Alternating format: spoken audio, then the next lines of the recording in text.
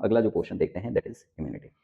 आप इम्यूनिटी में देखोगे तो यहाँ पर बाहर के जो माइक्रो ऑर्गेनिज्म हैं इनको रोकने का प्रयास किया जा रहा है, चाहे वो माइक्रो ऑर्गेनिज्म बेनिफिशियल है या हार्मफुल है ना।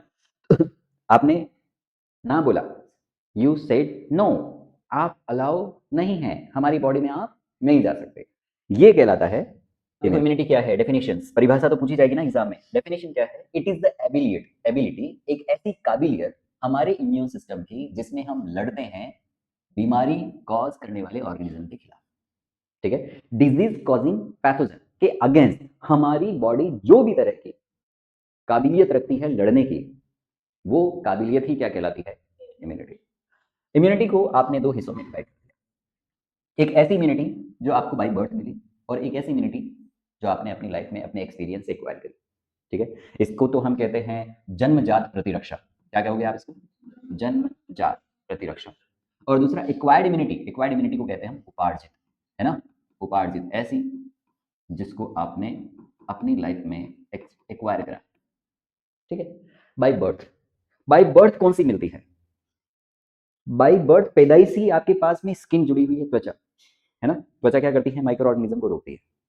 तो ऐसी इम्यूनिटी कहलाती है इनेट इम्यूनिटी, जो इनबॉर्न है, पैदा होने के साथ है, ऐसी प्रतिरक्षा प्रणाली, ऐसा इम्यून सिस्टम जो हमारे पास में, हमारे साथ में पैदा होने के साथ ही जुड़ा हुआ है, ऐसा इम्यून पावर क्या कहलाता है, इनेट इम्यूनिटी। देखो यहाँ पर एक सेल दिखाया गया है अमीबॉइड शेप का, है ना, अमीबा की आकृति का कोई कोशिका है, सेल है। ये क्या करता है, किसी पैथोजन को अपनी बॉडी के अंदर ले रहा है, ये हो सकता है ये मैक्रोफेज है, और मैक्रोफेज फेगोसाइटिक नेचर के होते हैं, वो क्या करते हैं, बहुत सारे पैथोजन को एक साथ खा सकते हैं, ठीक है। तो ये नॉन स्पेसिफिक है, यहाँ पर स्पेशलाइजेशन नहीं है कि वो इसको खाएगा और उसको नहीं खाएगा। ये क्या करता है, हमने पहले प्रीवियस लेक्चर में डिस्कस करा है, हमारे पास एंटीजन अलग तरह के है ना, और पैथोजन के पास में एंटीजन अलग तरह के है, एंटीजन स्पेसिफिक होते हैं, पहचान लिए जाएंगे कि ये हमारे वाला नहीं है। तो ऐसी इम्यूनिटी जो यहाँ पर किसी भी तरह के पैथोजन को मार देगा, बाय बर्थ हमें मिला हुआ है, ऐसी इम्यूनिटी को हम क्या कहेंगे, इनबॉर्न इम्यूनिटी या इनेट इम्यूनिटी। दूसरी है एक्वायर्ड इम्यूनिटी, जो उपार्जित प्रतिरक्षा है, ये एडेप्टिव इम्यूनिटी भी कहलाती है। हम किसी पैथोजन के कांटेक्ट में आए, उसे रिकॉग्नाइज करें, उसे मारें, रिमेंबर रखें, याद भी रखें कि इस तरह से मारा था, वो हमारी एक्वायर्ड इम्यूनिटी होगी, ठीक है। अब देखो इनेट इम्यूनिटी को कुछ हिस्सों में डिवाइड किया गया है। सबसे पहले आप इनेट इम्यूनिटी कहते किसको है उसको समझ, it is non specific defence, कोई स्पेशलाइजेशन डिफेंस नहीं है, किसी भी तरह का माइक्रो ऑर्गेनिज्म होगा, the beneficial as well as harmful.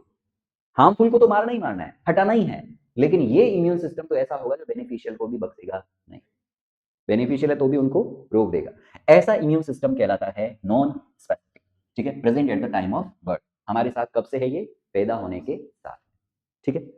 It provide barriers to entry of foreign agent, हमारी बॉडी में बाहर से आने वाले एजेंट को रोकने का काम करता है। अब बाहर से तो भाई साहब दोनों तरह के माइक्रो ऑर्गेनिज्म जा सकते थे, है ना, अच्छे वाले भी जा सकते थे और बुरे वाले भी जा सकते थे, यह इम्यून सिस्टम दोनों तरह के माइक्रो ऑर्गेनिज्म को रोकता है, ठीक है। इसको आप चार हिस्सों में डिवाइड कर सकते हैं। ये बिल्कुल वैसे समझो जैसे मान लो आपका घर है, आपके घर की चारों तरफ की दीवारें हैं, वो आपका एक तरीके से घर का इम्यून सिस्टम है। बाहर से आने वाले किसी भी फॉरेनर को, जो आपके रिलेटिव्स भी हो सकते हैं और जो आपके कोई दुश्मन भी हो सकते हैं, उनको रोकता है, कोई भी एंट्री नहीं कर सकता घर में, वो हमारा इम्यून सिस्टम है, हमारे घर का इम्यून सिस्टम है। बिल्कुल वैसे ही हम हमारी बॉडी के जो इम्यून सिस्टम है उसको डिवाइड करें तो ये चार तरह के कौन कौन से हैं, एक तो है फिजिकल बैरियर, एक है फिजियोलॉजिकल बैरियर, एक है सेल्यूलर बैरियर और चौथा है साइटोकाइन बैरियर, ठीक है। फिजिकल बैरियर में हम क्या करेंगे, फिजिकली रोकेंगे, और immune system will prevent the entry of pathogen physically, भौतिक रूप से ही रोक देगा, अंदर जाने नहीं देगा, मतलब पकड़ लेगा। ये यूं समझ लीजिए कि आपके घर की दीवारें ही फिजिकल बैरियर है, बात समझ रहे हैं। फिर आ जाते हैं आप फिजियोलॉजिकल बैरियर पे, कि आप घर के अंदर खड़े हैं, बाहर से कोई दुश्मन आ रहा है, आपने खौलता हुआ तेल डाल दिया उस पर, है, पद्मावत मूवी, अलाउद्दीन खिलजी एंटर कर रहा था महलों में, तो पहले तो दीवारें, किले की दीवारों ने रोका, किले की दीवारों ने रोका, तो वो कौन सा बैरियर है, फिजिकल बैरियर है, वहां पर फिजिकली नहीं जाने दिया जा रहा, ग्रिप कर लिया गया है, ट्रैप कर लिया गया है, पकड़ लिया गया है, नहीं क्या। अब दूसरा है फिजियोलॉजिकल बैरियर, जहां पर दहकते हुए अंगारे डाले गए थे, याद है तुम्हें ना, उस मूवी में दिखाया भी गया है, खोलता हुआ तेल डाला गया था, जो एंट्री कर रहे थे वो जल गए, वहीं पे जल गए। तो क्या था ये फिजियोलॉजिकल बैरियर है। फिर अंदर एंटर कर गए। अब अंदर एंटर करने के बाद क्या होगा, कुछ सेल्स जो है वो लड़ेगी। जैसे याद कीजिए बाहुबली मूवी में, है ना, कुमार वर्मा अंदर जब एंट्री हो गई थी तब कोई योद्धा लड़ रहा था, बाहुबली भी लड़ रहा था, और वो क्या नाम था उनका, हाँ, देवसेना, देवसेना भी तो लड़ रही थी। एक साथ चार चार बाण क्या थे, सेल्यूलर बैरियर, सेल सेल से लड़ रही है, ह्यूमन ह्यूमन से लड़ रहा है, नहीं क्या, ह्यूमन ह्यूमन से लड़ रहा था, वो सेल्यूलर बैरियर। ऐसे ही सेल सेल से लड़ रही होगी। हमारी बॉडी में पाए जाने वाले WBC वो बाहर की सेल से लड़ रहे होंगे, लिम्फोसाइट लड़ रहे होंगे, वो हमारी बॉडी का सेल्यूलर बैरियर है। देन आफ्टर हम RNA इंटरफेरेंस वगैरह की बात करेंगे, देन साइटोकाइन बैरियर। इस तरह से हमारी बॉडी में 4 इनेट बैरियर हैं, इनेट इम्यूनिटी के बैरियर्स हैं। इनेट इम्यूनिटी जो बाय बर्थ मिले हैं हमें, इनमें कोई वेरिएशंस नहीं है, सब में है ये। फिजिकल बैरियर सब में है, फिजियोलॉजिकल बैरियर सब में है, सेल्यूलर बैरियर सब में है ना, साइटोकाइन बैरियर सब में है। सबसे पहले बात आती है किसकी, फिजिकल बैरियर। फिजिकल बैरियर में क्या होगा, फिजिकल एंट्री को प्रिवेंट किया जाएगा, मतलब बाहर से अंदर जाने ही नहीं दिया जाएगा। इसमें 2 चीजें आती है, एक तो स्किन है और दूसरी म्यूकस है। मतलब या तो बाहर से अंदर जाने मत दो, या फिर जाल बिछा के रखो जिसमें ट्रैप हो जाए। कल एक मूवी आ रही थी लियो, कौन सी मूवी आ रही थी, लियो। यहां बाहर से कोई भी कैंडिडेट आ रहा था तो उसने देखो ऐसे वो ग्रिप करने वाले बना रखे हैं, किसी ने देख कर रखी है क्या, है कौन सा एक्टर, कौन सा है, सुपरस्टार विजय, है ना, विजय की है। तो उसमें ऐसा कुछ होते हैं जॉ लाइक स्ट्रक्चर्स, जैसे ही पैर फंसा और वो यूं पैक हो जाएगा, तो ग्रिप, उसके आगे बढ़ ही नहीं पा रहा।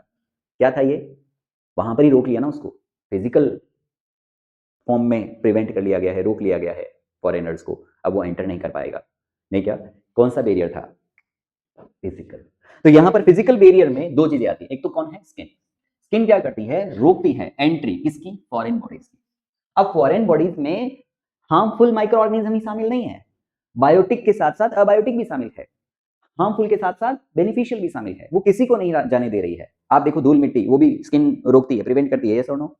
हम कहते हैं कहीं पे चोट लग गई है, नेकेड पार्ट है, तो उसको कवर करके रखने से इन्फेक्शन के चांसेस कम होते हैं, घाव जल्दी बनता है, उसे कवर करके रखा जाता है। वाई, क्यों कवर करके रखते हैं, क्योंकि वहां पर पैथोजन अंदर नहीं जाना चाहिए। यदि पैथोजन गया then it will give their impact which will be harmful for us, जो हमारे लिए क्या होगा, नुकसानदायक होगा, नहीं क्या। तो यहां पर आपने क्या किया, सबसे पहले तो प्रिवेंट कर दिया एंट्री ऑफ फॉरेन बॉडीज, चाहे वो बायोटिक है या अबायोटिक है, बेनिफिशियल है या हार्मफुल है, सबको रोक दिया। Second, mucus coating.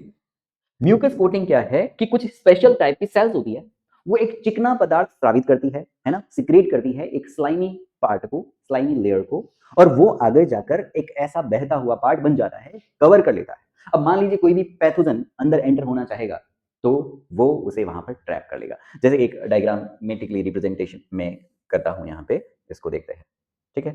मान लीजिए यूं समझे,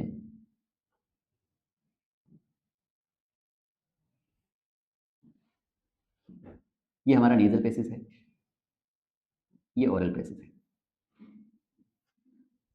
ठीक है।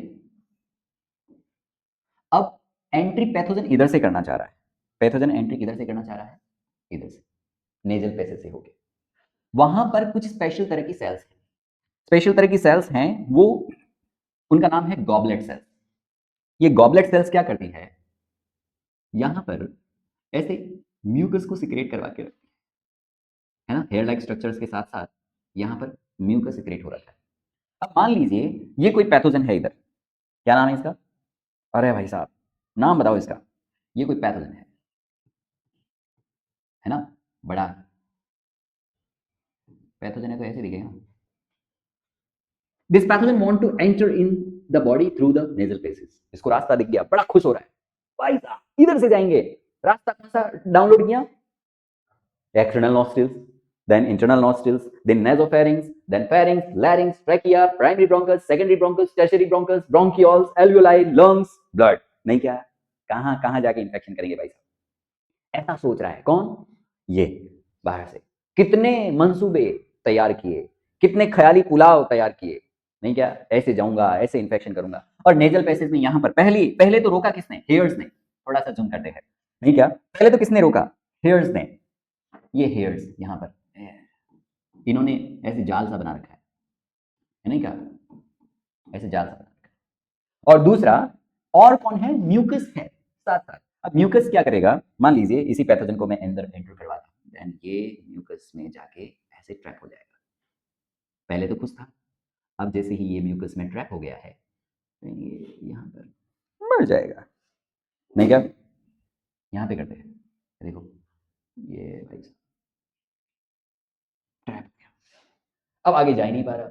नहीं, हवा आ रही है तो कभी इधर तो कभी इधर तो कभी इधर तो कभी इधर, बस आगे पीछे ही हो रहा है। नहीं, लेकिन आगे नहीं जा पा। क्या आपने फिजिकली रोक लिया? ऐसा ही म्यूकस गले वाले रीजन में भी है। तो माउथ से यदि कोई पैथोजन एंटर करना चाहेगा तो वहां पर गले वाले रीजन में फिर से ट्रैप हो जाएगा। तो आप देखोगे कभी भी आपको वायरल इंफेक्शन हो रहे हैं, नेजल पैसेज से या ऑरल पैसेज से जाने का प्रयास करते हैं तो आपका गला वाला रीजन इन्फेक्ट होता है, नाक वाला रीजन इन्फेक्ट होता है। नहीं कहते क्या, जुकाम में नाक जाम हो गया, यहाँ पर बहुत सारे पैथोजन है। कफ, कफ जो आता है क्या है, मरे हुए न्यूट्रोफिल है। अभी थोड़ी देर पहले बोला था आपने कि पहले ट्रैप करेंगे देन आफ्टर कॉल करेंगे कि भाई साहब मैंने पकड़ लिया है, आके मार दो और इम्यून रिस्पॉन्स हो जाता है। नहीं क्या, ये सारी चीजें हमें देखनी होती है या हमारे साथ होती है, ठीक है क्या। तो ये कौन से बैरियर थे, बोलो। ये फिजिकल बैरियर है जहां पर फिजिकली रोका जा रहा है, ठीक है। First line of the defence में आते हैं, म्यूकस पूचिंग क्या हुआ, of the lining of the respiratory, gastrointestinal and urinogenital tract to trap microbes. यहां पर ट्रैप कर लिया जाता है माइक्रो ऑर्गेनिज्म को, ठीक है, रोक लिया जाएगा।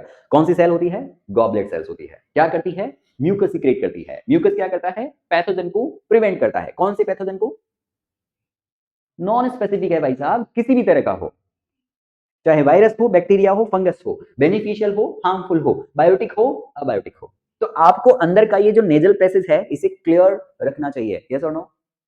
यदि थोड़ी देर बाद में मतलब समझ लो यहाँ पर डस्टिंग हो गई है, थोड़ा रफ रफ हो जाता है, देन क्या करना है, you must have to clear it. आपको एकदम साफ रखना है, चिकनाहट अंदर बनी रहनी चाहिए, माध्यम अंदर का चिकना होना चाहिए ताकि और पैथोजन ट्रैप हो पाए। अदरवाइज यदि रफ हो जाएगा यहाँ पर तो फिर पैथोजन इजीली जा पाएंगे। सो हमने हाइजीन की बात करी थी, हाइजीन यही तो हाइजीन है कि क्लीनिंग रखो प्रॉपर, यस और नो। तो ये तो बात थी किसकी, फिजिकल बैरियर की। अगले हम चलते हैं फिजियोलॉजिकल बैरियर। फिजियोलॉजिकल बैरियर में वही सीन याद करो, कुछ उड़ेलेंगे, हम कांटेक्ट में नहीं आएंगे पैथोजन के, हम माइक्रो ऑर्गेनिज्म के कांटेक्ट में नहीं आएंगे, दूर से ही वार करेंगे और दुश्मन को मार देंगे। ये कहलाता है कौन सा बैरियर, फिजियोलॉजिकल, है ना। क्या है, क्या है, दे प्रिवेंट माइक्रोबियल ग्रोथ। यहां पर माइक्रोब्स की ग्रोथ को रोका जाएगा। इसमें कौन कौन शामिल है, गैस्ट्रिक जूस, सलाइवा, टीयर्स, आंख से निकले हुए आंसू, सलाइवरी ग्लैंड से निकला हुआ सलाइवा, और स्टमक में पड़ा हुआ हाइड्रोक्लोरिक एसिड। आपने जब डाइजेस्टिव सिस्टम 11th में तो बेटा हट गया था, लेकिन हाँ फ्रॉग था, फ्रॉग का डाइजेस्टिव सिस्टम पड़ा है, वहां पर फ्रॉग की स्टमक में HCl था। वहां पर हम पढ़ते हैं क्या काम करता है HCl, तीन काम पड़े थे। It provide acidic medium to the stomach, stomach को एसिडिक मीडियम प्रोवाइड करता है। It activate inactive pepsinogen and convert it into active pepsin. और तीसरा काम पड़ा था, it kill harmful bacteria present in food. सही है क्या, तो ये मारेगा, ये छोड़ेगा क्या, ये किसी को नहीं बख्शेगा, है ना, जो कुछ भी आएगा सब सबको मारेगा ये, चाहे हार्मफुल हो बेनिफिशियल हो। ये भी राखी नहीं बांधता है, नहीं क्या भाई साहब मैं तो हार्मफुल हार्मफुल को मारता है, बेनिफिशियल नहीं, इनको नहीं मारेंगे, नहीं, it will kill all types of pathogen, जो भी एसिडिक मीडियम में मर सकते हैं। मान लो कोई एसिडिक मीडियम में मरे ही नहीं वो, तो वो तो जिंदा रह जाएंगे, नहीं क्या। सलाइवा, अब आप इसको भी नोटिस करो, whenever we get injured, हम कहीं कभी भी कभी इंजर्ड होते हैं, मान लीजिए अंगूठे पे कहीं कट लग गया, फिंगर पे कहीं कट लग गया, स्किन पे कहीं कट लग गया, सबसे पहला स्टेप क्या होता है हमारा, अंगूठे पे कट लग गया तो ऐसे ऐसे करते हैं ना, व्हाई वी डू दैट, हम ऐसा क्यों करते हैं, ब्लड लॉस नहीं होना चाहिए, हाँ, जो ब्लड जा रहा है वो वापस से हमारे अंदर ही चला जाए, नुकसान नहीं होना चाहिए ना सर, नुकसान कौन देखेगा। क्या आपने जो ब्लड वापस से सक कर लिया वो आरबीसी दोबारा काम में आएगी, नहीं, या फिर खून चूसना मकसद हो गया है, बोला सर लहू मुंह लग गया है, कौन सा गाना था, कौन सी मूवी का था, आई डोंट नो, लहू मुंह लग गया, ऐसा था ना गाना, बस I don't know, Ramlila, okay हो सकता है। अरे नहीं पता मुझे, रहने देना, मेरे को जो पता होता है बस वही बोलता हूँ। हो सकता है रामलीला का हो, है, हाँ तो हो सकता है रामलीला का है भाई। तो क्या हमारा मकसद ये था खून चूसना? नहीं, फिर भी हमने वहां पर शक करना शुरू किया। व्हाट इज द मकसद बिहाइंड इट? क्लीनिंग नहीं, we just want to prepare a layer of saliva on that. हम वहां पे जीभ से साफ करते हैं, जीभ के पास में सलाइवा है, हम सलाइवा की लेयर की एक कोटिंग कर देते हैं, because that is the naked region. ये क्या है, मान लीजिए स्किन में कहीं कट लगा, ये त्वचा है आपकी, इसके जस्ट नीचे की तरफ ये ब्लड कैपलरी है, इस ब्लड कैपलरी में ब्लड फ्लो हो रहा है, ठीक है। There are different kind of cells. कौन कौन सी सेल है बेटा? आरबीसी है, हाँ? और डब्ल्यूबीसी भी है सर, डब्ल्यूबीसी भी है, और सर प्लेटलेट्स भी है, प्लेटलेट्स भी है सर, और सर बाहर की तरफ है सर कुछ, ये देखो इधर, हैं, ये पैथोजन। अभी तक ये स्किन रोक रही थी, लेकिन आपने प्राइम बैरियर को तोड़ दिया। जो फर्स्ट बैरियर था, फर्स्ट लाइन जो प्रिपेयर करता था, उसको आपने तोड़ दिया। यहाँ पे कट लग गया बेटा, जैसे छेद हो गया है, क्या इस छेद से होकर ये आरबीसी, डब्ल्यूबीसी ये बाहर जाने लग जाएंगे? है ना, ये आरबीसी बाहर आया और डब्ल्यूबीसी बाहर आया, बोलो, और प्लेटलेट्स भी कुछ बाहर आ गए। इस प्रोसेस को हम ब्लीडिंग कहते हैं। क्या कहते हैं? ब्लीडिंग। अब हमें ब्लीडिंग तो रोकनी है, नो डाउट, वो दूसरा पार्ट है, वो हम जेनेटिक्स में पढ़ चुके, है ना, कैस्केड मैकेनिज्म, जहां पर हमने देखा था ए बी में कन्वर्ट होता है, बी जो बना है वो सी को डी में कन्वर्ट करवाता है, याद करो। थ्रोम्बोप्लास्टिन का फॉर्मेशन प्रोथ्रोम्बिन थ्रोम्बिन में कन्वर्ट होता है, फाइब्रिनोजन फाइब्रिन में कन्वर्ट होता है, नहीं क्या? वो वहां का हिस्सा है। लेकिन अभी एक सुनहरा मौका है, गोल्डन चांस है इस पैथोजन के लिए। पैथोजन के मन में लड्डू फूटा, इतने दिनों तक ये त्वचा रोक रही थी और बोल रही थी मेरी लाश से होकर गुजरना पड़ेगा, मेरी लाश से होकर गुजरना पड़ेगा एंटर होने के लिए, ले मर गई। अब मौका है, अब मैं चौका लगाएगा, अब मैं एंटर करेगा, कहां से? डायरेक्टली, नहीं क्या? इसके बारे में डिस्कशन करेंगे आगे। लेकिन हमने इसकी एंट्री को प्रिवेंट करने के लिए ये जानना चाह रहा था, बड़ा खुश होके, खुश तो था ये, लेकिन हमने क्या किया, तुरंत प्रभाव से यहां पर एक लेयर लगा दी। किसकी? एक सलाइवा की लेयर लगा दी भाई साहब, ये लो, ये सलाइवा दे दिया इधर। Saliva is antiseptic. कैसे नेचर का होता है? Antiseptic nature. हमने एक लेयर प्रिपेयर कर दी, ठीक है। सलाइवा के पास में एंजाइम है, lysozyme, which can kill the bacteria, bacteria को मार सकता है। हमने वहां पर एक लेयर लगा दी साहब। अभी भी ये दुखी है बेचारा। मैंने कहा ना, चैप्टर का नाम क्यों, why don't we fall ill होना चाहिए था। इस वजह से भी हम बीमार नहीं पड़ते। पैथोजन जाना चाह रहा था, हमने कोटिंग कर दी। आप देखो, गाय भैंस जैसे ही अपने बछड़ों को पैदा करती है, पैदा करने के तुरंत बाद उन्हें चाटती है ना, क्लीनिंग क्लीनिंग खेलती है, बॉडी का कोई हिस्सा नहीं छोड़ती भाई साहब, सब जगह जीभ फेर रही होती है। क्यों? बड़ा लजीज लगता है, टेस्टी, हाँ, उसको बड़ा अच्छा लगता है, टेस्टी लगता है, जस्ट लाइक खमन ढोकला, है, कितना अच्छा लग रहा है, कि इसलिए चाट रही है ना। She is preparing a protecting layer, एक सुरक्षा कवच बना रही है वो चारों तरफ। माँ का आशीर्वाद, नहीं, माँ कहां कहां सुरक्षा नहीं करती भाई, कहां कहां बचाने का प्रयास कर रही है अपने बच्चे को, कि नन्ही सी जान जो अभी आया है वो है बिल्कुल अनजान बाहर के पैथोजन से। ये पैथोजन इसको नुकसान पहुंचाएंगे, इसको बीमार कर देंगे। बेटा तू नया नया आया है बाहर, अभी अनजान है इन लोगों से, नहीं क्या? तू तो बाहर आके खेलने का प्रयास कर रहा है, उछल कूद कर रहा है, लेकिन ये अभी तेरे को बीमार कर देंगे। ले, मैं एक आशीर्वाद दे देती हूँ, और वो एक प्रोटेक्टिंग लेयर दे देती है, नहीं क्या? और बोलती है उसको, अब टच करके दिखा इसको, अंदर जाना चाह रहा था, मरेगा साले तू, ऐसा बोलती है वो, नहीं क्या? कौन सा बैरियर है? फिजियोलॉजिकल, मारा जा रहा है पैथोजन को। ऐसे गैस्ट्रिक जूस, हाइड्रोक्लोरिक एसिड किल करता है बैक्टीरिया को, सलाइवा किल करता है, टीयर, आंखों से निकले हुए आंसू। आंख में कभी भी कोई पैथोजन, कोई डस्ट पार्टिकल, बायोटिक अबायोटिक कोई भी माइक्रो ऑर्गेनिज्म एंटर करने का प्रयास करो, भाई साहब आंख से तुरंत आंसू निकलते हैं। नहीं, आंसू क्या करते हैं? Have you ever tasted the taste of tear? कभी आपने आंसू को टेस्ट करा है? सॉल्टी होता है ना? नहीं, क्या करा? पाटा नहीं करा है? कुछ भी ना छोड़ा है? नाक से निकला हुआ म्यूकस भी करा है? नहीं करा क्या? बचपन में जब हम रोते थे, किसी भी चीज की जिद्दी करके करके रोने लग जाते थे, गंगा यमुना सरस्वती तीनों का मिलान होता है वैसा है। आंख से निकले हुए आंसू, नाक से निकला हुआ म्यूकस भी, और अंदर सलाइवरी ग्लैंड से निकला हुआ सलाइवा, ये तीनों एक जगह जाके मिलते हैं। इसको कहते हैं बेटा त्रिवेणी संगम। क्या कहेंगे? त्रिवेणी संगम। एक अंदर भी है त्रिवेणी संगम, ड्यूडेनम में भी है, जहां पर गैस्ट्रिक जूस, पेनक्रेटिक जूस और बाइल जूस मिलते हैं ड्यूडेनम में, वहां पर भी त्रिवेणी संगम है। तीसरी नदी दिखाई नहीं देती ना, सरस्वती कहां दिखेगी? सरस्वती छुपी हुई है, गंगा और यमुना ही दिखती है, सरस्वती अंदर ही है, छुपी हुई है, दिखाई नहीं देती भाई साहब, लेकिन फिर भी है तो त्रिवेणी संगम। कहते हैं ना जमीन के अंदर कहीं बह रही है सर, है तो सही नदी, लेकिन वो जमीन के अंदर बह रही है। यस और नो? तो उसका नेचर कैसा होता है? Salty. Salt, salt will prepare the hypertonic medium. जब हाइपरटोनिक मीडियम होगा तो क्या होगा? पेज ले लेते हैं एक्स्ट्रा। हाइपरटोनिक मीडियम होगा तो क्या होगा? सीताराम सीताराम सीताराम कहिए। देखो, हाइपरटोनिक मीडियम होगा तो क्या होगा? इसके लिए पढ़ो प्लाज्मोलाइसिस, ऑस्मोसिस। मान लीजिए ये कोई बीकर है आपके पास में, इस बीकर में आपने, पहले पानी भरू क्या? बोलो, पानी भरू क्या? पानी भरना पड़ेगा क्या पहले?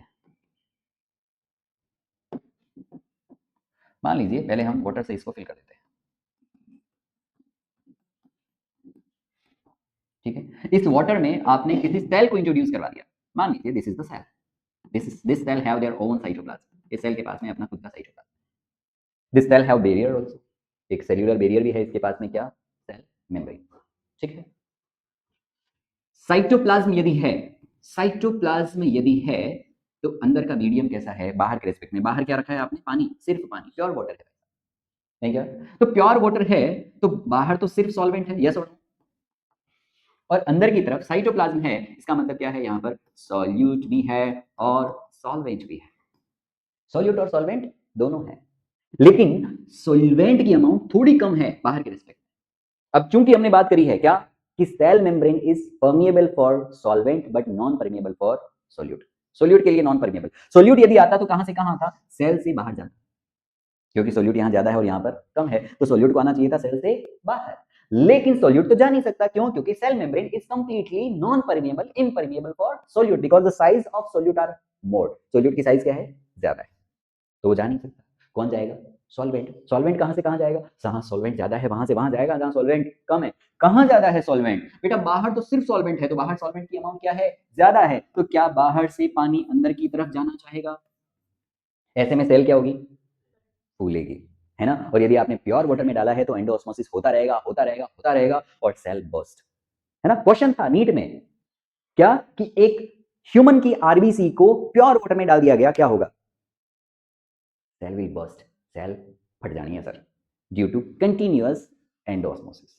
यही यदि मैं बैक्टीरियल सेल डालता, यदि प्लांट सेल डालता, तो शायद वो फटती नहीं। क्यों? क्योंकि उसके पास सेल वॉल होती है। सेल वॉल बदले में एक और प्रेशर लगा रही होगी।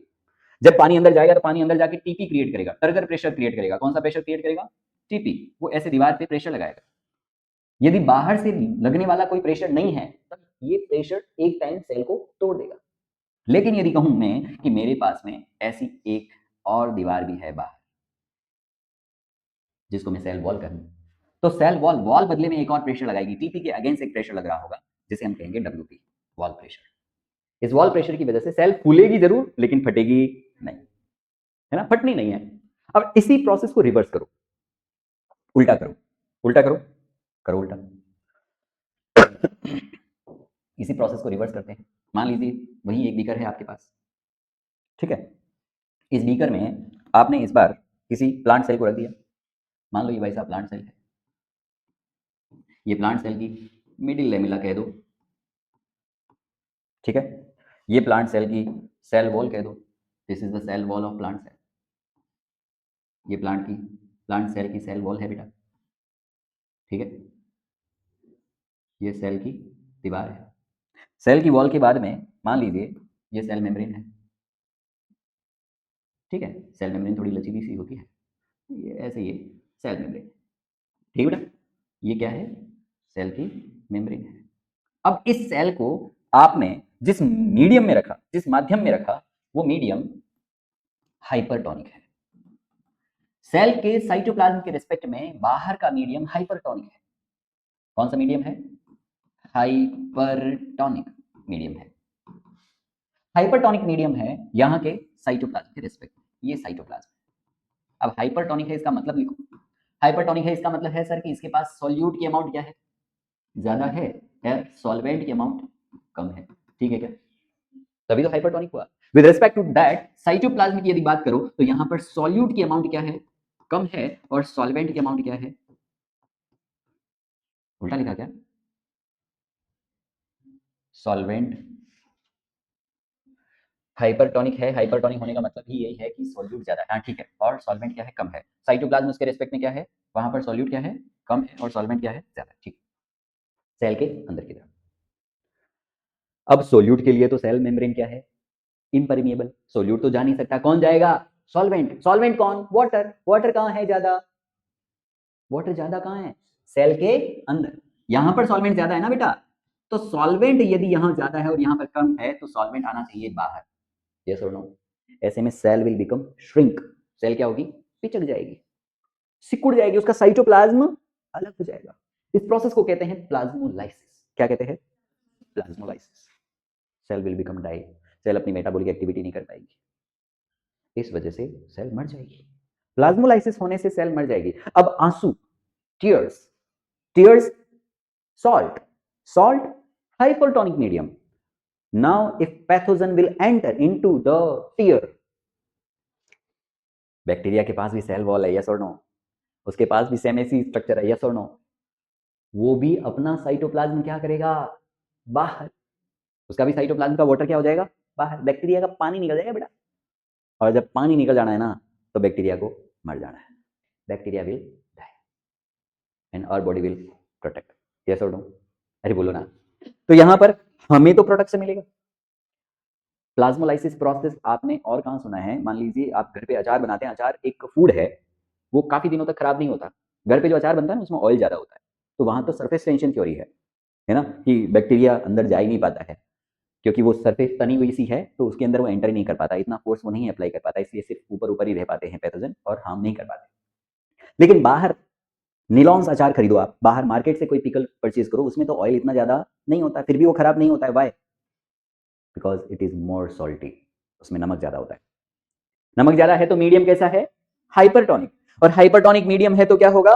एक्सोऑस्मोसिस, बाहर की तरफ जाना है पानी को, और पानी बाहर जाएगा। बैक्टीरिया अंदर गया मीडियम में, बैक्टीरिया का पानी क्या गया? बाहर। साइटोप्लाज्म का वाटर क्या हुआ? बाहर। बैक्टीरिया की सेल का क्या हो गया?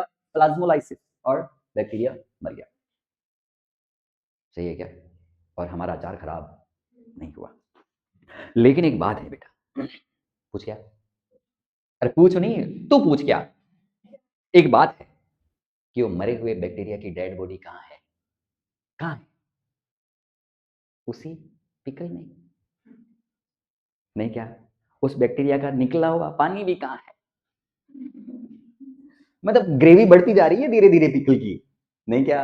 और वो हमारी वैशाली अरे मम्मी मेरे को ग्रेवी ग्रेवी डाल दे चार। The gravy is what? The cytoplasm of bacteria. ये सुनो, मार्केट से जब खरीदा था ना तब उतना ग्रेवी नहीं था पिकल में, लेकिन धीरे धीरे ग्रेवी बढ़ता जाता है भाई, नहीं क्या? तो ये बैरियर कौन से थे? Physiological barrier. फिजियोलॉजिकल बैरियर में कौन कौन से हैं? टीयर्स हैं, म्यूक सॉरी गैस्ट्रिक जूस है, और सलाइवा है, ठीक है। ऐसे ईयर वैक्स भी है, आंख से निकला हुआ वैक्स, सॉरी कान से, आंख से तो टीयर निकलता है, कान से निकला हुआ वैक्स। कभी ना मौका मिले ना तो ऐसे करके स्मेल करना, बड़ी तीखी सी स्मेल आती है, इंटेंस स्मेल, इरिटेट करती है पैथोजन। क्या डाल दिया है ना? अदरवाइज तो पैथोजन इधर से भी जा सकता है, इधर भी छेद दिख रहा है उसको, इधर भी डेयरी मिल्क के 2 लड्डू फूट सकते हैं, नहीं क्या? लेकिन फिर देखा ना, अंदर जैसे गया, अरे ये कहाँ आ गया, मैं ऐसे इरिटेट होता है, नहीं क्या? ऐसी इंटेंस स्मेल आपको एनल पोर वाले हिस्से में भी देखने को मिलेगी, ठीक है। वहां पर भी इंटेंस स्मेल है, पैथोजन वहां से भी एंटर करना नहीं चाहता। इरिटेटिंग है भाई साहब, कौन जाएगा। बिल्कुल जैसे आप किसी गंदे नाले के पास से होके गुजरो और आपको जो सुकून मिलता है ना, वैसा ही सुकून पैथोजन को जब वो कान से या एनल पोर्ट से एंटर करना चाह रहा होता है ना, तब मिलता है। वो हमेशा सबसे दूर भागने का ही प्रयास करेगा, नहीं क्या। अब नेमीचंद बोलता है सर हमने तो कवर कर रखा है। अरे बेटा you have covered, but early stage के ह्यूमन में तो नहीं होते प्रोटेक्शन। और खाली ह्यूमन के बारे में क्यों सोचते हो आप? हाँ, और भी तो माइक्रो ऑर्गेनिज्म है, एनिमल्स हैं, गाय भैंस ने कौन से कपड़े पहन रखे हैं जो प्रोटेक्ट कर रहे हैं? वहां पर भी तो प्रोटेक्शन चाहिए ना पैथोजन से, है नहीं सर, पूछ है ना सर, काफी प्रोटेक्ट करती है सर टेल। ओके ओके कोई बात नहीं, ठीक है। तीसरा जो वेरिएंट है that is cellular variant. Cellular variant में हम क्या करेंगे, सेल सेल से लड़ेगी। कोई सेल अब अंदर एंटर हो गई है, उसने तोड़ दिया है, फिजिकल बैरियर को ब्रेक कर दिया, उसने फिजियोलॉजिकल बैरियर को भी ब्रेक कर दिया। बात समझे क्या? अब वो बॉडी के अंदर प्रवेश कर गई है, घर की दीवारों को तोड़ दिया गया है, आपने जो कोयला डाला या तेल डाला उससे भी बच गया है और घर के अंदर आ गया है। अब क्या करेंगे, घर के जो लोग हैं वो उनसे लड़ेंगे, सही है कि नहीं? और सोचो किसी आदमी के अंदर ही चला गया, आत्मा थी तो फिर लड़ने का तरीका अलग होगा, नहीं क्या। तो हम तीसरे बैरियर की तरफ हैं, which is cellular barrier. Cellular barrier में फेगोसाइट्स होते हैं। फेगोसाइट्स न्यूट्रोफिल है, मैक्रोफेजेस है। ये क्या करेंगे, बाहर से कोई भी सेल आती है उनको खा जाती है ना। फेगोसाइट्स जैसे कि डब्ल्यूबीसी में कौन है, न्यूट्रोफिल्स और पॉलीमोर्फो न्यूक्लियर ल्यूकोसाइट पीएमएनएल, मोनोसाइट्स और नेचुरल किलर लिम्फोसाइट्स जिन्हें हम मैक्रोफेज, ये सब क्या करते हैं, ये सेल्यूलर बैरियर बनते हैं, अंदर आने वाली सेल्स को खा जाते हैं। मतलब मान लीजिए ये देख पा रहे हो इधर डायग्राम में, मेरे को बनाने की नीड नहीं है। ये कोई एक डब्ल्यूबीसी है हमारा, ये फॉरेन सेल पैथोजन, इसको क्या किया इसने, ऐसे खा लिया। और अमीबा में आपने जो फेगोसाइटोसिस देखा था ना, अमीबा में कि एंट्री ऑफ फूड हुआ, उसने उससे न्यूट्रिशन लिया, they take nutrition from that. खाना खाने आते हैं और खुद खाना बन जाते हैं। न्यूट्रिशन लेने आए थे और किसी का न्यूट्रिशन बन गए, इनको न्यूट्रिशन मिल गया इनसे। अंदर की जो सेल्स है ना डब्ल्यूबीसी, भटकते भटकते ऐसे अमीबा की तरह थोड़े थोड़े चालते चालते ऐसे खा जाती है, अंदर लेके डाइजेशन खच खच खच खच, एनर्जी यहाँ मिल गई, नहीं क्या, डीएनए को भी तोड़ दिया उसके, नहीं क्या, प्रोटीन को भी तोड़ दिया, जो भी बाहर से लेके आया था सबको तोड़ के, अरे अपने काम में ले लो भाई साहब इसको, नहीं क्या बोला, अपने काम में ले लो। Neutrophil, monocytes, natural killer cells और मैक्रोफेजेस, इन सब का काम है बाहर से फॉरेन सेल्स जो आती है उनको मारना। अगला लास्ट है साइटोकाइन बैरियर। साइटोकाइन बैरियर का कुछ हिस्सा मैंने आपको बायोटेक्नोलॉजी में पढ़ाया है, जहां पर हमने बातें करी है कि अब सेल के अंदर कोई पैथोजन चला गया, उसने अपना डीएनए अंदर डाल दिया। डीएनए अंदर डाल दिया तो आप उसका कॉम्प्लीमेंट्री आरएनए यदि पहले से ही तैयार कर दो, है ना, डीएनए बनाया अंदर एक्सप्रेस कैसे होगा, डीएनए आरएनए बनाएगा, आरएनए क्या बनाएगा, प्रोटीन, और प्रोटीन इफेक्ट डालेगा। आपने क्या करा, वो जो आरएनए बनने वाला है उसका कॉम्प्लीमेंट्री आरएनए डाल दो, तो क्या बन जाएगा, डबल स्टैंडर्ड आरएनए। और डबल स्टैंडर्ड आरएनए से ट्रांसलेशन नहीं होगा, ऐसा बैरियर कहलाता है साइटोकाइन बैरियर। क्या लिखते हैं, virus infected cells, cell secrete करती है अ साइटोकाइन प्रोटीन जिसे हम इंटरफेरॉन कहते हैं, जो कि नॉन इन्फेक्टेड सेल को वायरल इन्फेक्शन से बचाता है ना। ऐसी सेल जो वायरस से इन्फेक्ट हो गई, मतलब वो तो खराब हो गई, अब उसने क्या किया, कुछ केमिकल रिलीज किया, वो केमिकल दूसरी जो नॉन वायरल इन्फेक्टेड सेल है, मतलब हेल्दी सेल है, उनको बचाता है, उनको इन्फेक्ट होने से रोकता है। इसी को क्या कहते हैं, साइटोकाइन बैरियर। मतलब कोई पकड़ा गया घर में, बाहर से कोई पैथोजन मारने आया था और कोई पकड़ा गया, अब वो क्या कह रहा है, जहां छुपे हो वहीं छुपे रहो, मेरे को बचाने की जरूरत नहीं है।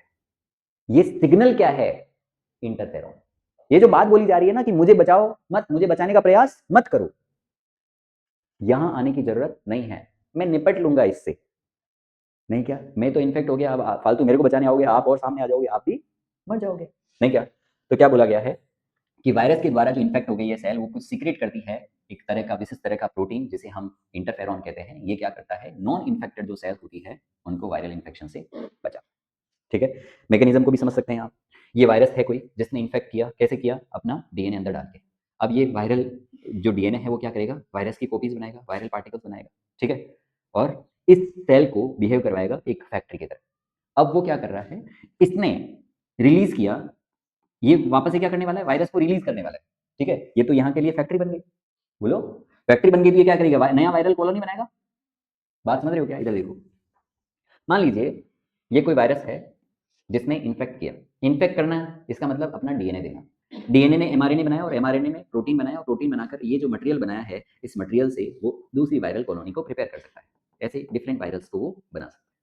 अब ये वायरस यहाँ से रिलीज होंगे, ठीक है, ये वापस ले जाके इसको इन्फेक्ट करेंगे, यही काम दोबारा करने वाले। लेकिन जब इन्फेक्शन हुआ तो हमारे न्यूक्लियस ने क्या किया, कुछ विशिष्ट तरह का इसने भी कोई डीएनए दिया, डीएनए के टुकड़े ने, जीन ने क्या बनाया, आरएनए, और आरएनए ने क्या बना दिया, प्रोटीन। क्या बना दिया, इस प्रोटीन को भी रिलीज कर दिया कि भाई साहब मैं इन्फेक्ट हो गया हूँ, ये प्रोटीन मैं दे रहा हूँ, इस प्रोटीन को लगा लो ऐसे बाहर। ये प्रोटीन जाकर क्या करता है, ऐसे अटैच हो जाता है इस एंटीजन के साथ में। एंटीजन के साथ में अगर अटैच हो गया तो ये वाली जो सेल की मेम्ब्रेन है वो नॉन परमिएबल बन जाती है। इसके लिए, इस वायरस के लिए। अब ये वायरस इसके अंदर नहीं जा पाएगा, नहीं जा पाएगा तो इन्फेक्शन भी नहीं हो पाएगा। यही मैकेनिज्म है इंटरफेरॉन। बात समझिए क्या, साइटोकाइन बैरियर। ओके, अगला जो इम्यूनिटी है दैट इज एक्वायर्ड इम्यूनिटी। ठीक है क्या, एक्वायर्ड इम्यूनिटी ऐसी इम्यूनिटी जो हम हमारे जीवन में एक्वायर करेंगे, हमारी लाइफ में एक्वायर करेंगे। जब कोई पैथोजन हमारे कांटेक्ट में आएगा, संपर्क में आएगा, तब हम कोई इम्यूनिटी तैयार करें, डेवलप करें, तो वो कौन सी होती है, एक्वायर्ड इम्यूनिटी। ये पैथोजन की स्पेसिफिक होती है, मतलब हर बार ये डेवलप होगी, हर बार कोई नया पैथोजन आएगा उसके अगेंस्ट हम तैयार होंगे, फिर कोई नया पैथोजन आएगा उसके अगेंस्ट हम तैयार होंगे। तो ऐसी इम्यूनिटी क्या होगी, पैथोजन स्पेसिफिक होगी, उसी पर्टिकुलर टारगेटेड पैथोजन पे ही वर्क करेगी, अदरवाइज नहीं करेगी। Immunity develops during the life time, हम हमारे जीवन काल में इसे एक्वायर करते हैं। It is characterised by memory during first encounter. जब पहली बार वायरस का या पैथोजन का सामना होता है हमारे बॉडी के साथ, तो हमारा बॉडी प्राइमरी रिस्पॉन्स करता है जो थोड़ा लो इंटेंसिटी का होता है। पहली बार कोई पैथोजन हमारे कांटेक्ट में आया, हम उसके अगेंस्ट क्या करेंगे, लड़ेंगे। हमारा इम्यून सिस्टम उसके खिलाफ एंटीबॉडी तैयार करेगा। हालांकि तैयार करने में टाइम लगता है, इस वजह से ये जो इसकी इंटेंसिटी होती है वो क्या होती है, थोड़ी लो होती है। लेकिन अब हमारे पास में उसका एंटीबॉडी तैयार है। मान लीजिए सेम पैथोजन हमारी बॉडी में यदि दूसरी बार इनकाउंटर करता है, दूसरी बार उसका आमना सामना होता है, तो सेम पैथोजन यदि आया है तो हम सेकेंडरी रिस्पॉन्स करते हैं जो कि एनामिस्टिक होता है और इसका हाई इंटेंसिटी होती है। अब ग्राफिकल रिप्रेजेंटेशन भी देख लो। फर्स्ट इन्फेक्शन जब हुआ है ना, इनिशियल एक्सपोजर हुआ है, तब हमने एंटीबॉडी बनाना डेवलप किया है, टाइम ज़्यादा भी लग रहा है, और धीरे धीरे हमने बढ़ाया और हमने पैथोजन को मार दिया। ठीक है, उसकी इंटेंसिटी ये थी, ये प्राइमरी रिस्पॉन्स है। अब मान लीजिए सेकंड एक्सपोजर हुआ, अब आपके पास में उसके एंटीबॉडी पहले से डेवलप है, तो अब आप कम टाइम ड्यूरेशन में बहुत ज्यादा रिस्पॉन्स करोगे और तुरंत प्रभाव से उस पैथोजन को मार दोगे। ठीक है, खत्म कर दोगे। तो सेकेंडरी रिस्पॉन्स की जो इंटेंसिटी होती है वो क्या होती है, ज्यादा, है ना। तो क्या है, ये कोई पैथोजन है, इनको हम, ये पैथोजन बैक्टीरिया है, इनको हम पकड़ेंगे, है ना, पकड़ के मारेंगे।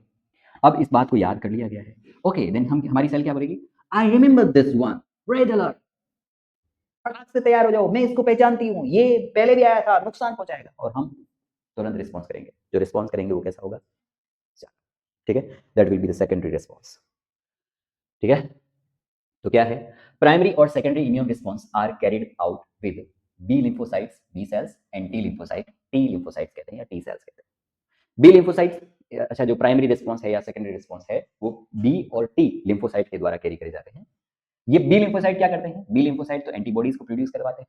These are the protein to fight with pathogen, ये ऐसे प्रोटीन होते हैं जो पैथोजन के साथ लड़ते हैं। जबकि टी लिम्फोसाइट क्या करते हैं, ये मदद करते हैं बी सेल की ताकि वो एंटीबॉडीज को तैयार करे, है ना। तो बी लिम्फोसाइट की मदद करता है टी लिम्फोसाइट, और बी लिम्फोसाइट क्या करता है, एंटीबॉडीज बनाता है, और एंटीबॉडीज बनाने में मदद कौन करवाता है, तो हम कहेंगे टी लिम्फोसाइट। ठीक है, एक एंटीबॉडी की स्ट्रक्चर यहाँ पे दी हुई है। एंटीबॉडी की स्ट्रक्चर में H2L2 इसकी बात करी गई है, हेवी चेन और लाइट चेन। हेवी चेन और लाइट चेन, दो चेन आपको यहां पर दिखाई देगी एंटीबॉडी की स्ट्रक्चर में। एक एंटीबॉडी के पास में 4 पॉलीपेप्टाइड चेन होते हैं, 2 लाइट चेन होते हैं और 2 हेवी चेन्स होते हैं। टाइप्स ऑफ एंटीबॉडी आप देखो, IgA है, IgG है, IgM है, IgE है और IgD है। याद रखने के लिए क्या करो, गैम्ड, ठीक है, गैम्ड कर दो, IgG, IgA, IgM, IgE और IgD, गैम्ड। ठीक है, या फिर मेगा डी, है ना, मेगा दीदी को आजकल दीदी को शॉर्ट में बोलते हैं ना, टी, है ना, और जीजू को जू, दीजू, ये दोनों। ओके, तो या तो आप मेघा दी कर दो या फिर गैम्ड कर दो, वैसे याद आ जाएगा। फिर आईजीजी सबसे छोटा है, सबसे छोटा इम्यूनोग्लोबुलिन होता है आईजीजी, इसीलिए ये ह्यूमन प्लेसेंटा को क्रॉस करके भी आ जाता है। ठीक है, तो ये हमारे इनेट इम्यूनिटी का हिस्सा है, हमें बाई बर्थ मिला। यस और नो? तो यहाँ पर देखो दो चेन है, ये बड़ी वाली चेन हैवी चेन कहलाती है, छोटी वाली चेन लाइट चेन कहलाती है। इस एंटीबॉडी के पास में एंटीजन को रिकॉग्नाइज करने की साइट होती है, इसको भी हम डिस्कस करेंगे, बहुत डिटेल में जानेंगे इसकी स्ट्रक्चर को। अब यहाँ पर इनके डायग्राम्स भी बने हुए हैं, IgG, IgE, IgD, IgM, IgA, ठीक है, तो इनको भी हम देखेंगे। तो मुझे लगता है आज थोड़ा ज़्यादा हो जाएगा, तो हम एक्वायर्ड इम्यूनिटी से वापस से शुरू करेंगे नेक्स्ट लेक्चर। ठीक है, एक्वायर्ड इम्यूनिटी से दोबारा देखना पड़ेगा, एक्वायर्ड इम्यूनिटी काफ़ी लंबा चैप्टर है, लंबा पोर्शन है। ठीक है, अभी कुछ चीज़ें फास्ट में ऐसे ही निकल जाए और हम नहीं समझ पाएँ, कुछ चीज़ें छूट जाए, मैं वो चाहता नहीं। ठीक है, तो आज के लिए इतना रखेंगे, बाकी बातें नेक्स्ट टाइम पे, तब तक के लिए राधे।